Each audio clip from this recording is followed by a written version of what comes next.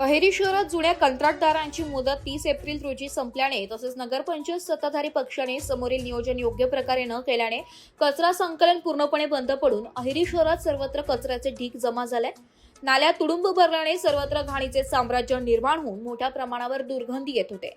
शिवाय सफाई कामगार घरी बसल्याने त्यांच्यावर उपासमारीची संकट निर्माण झाले होते।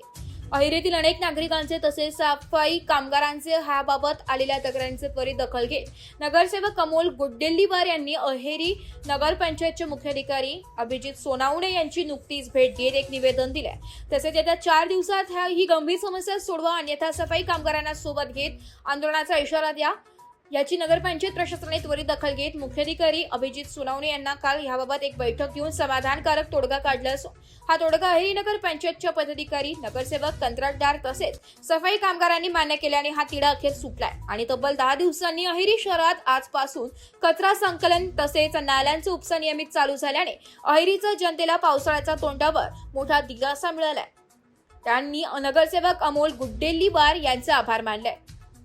एस मराठी न्यूज साठी विदर्भ संपादक जावेद अली सय्यद, अहेरी।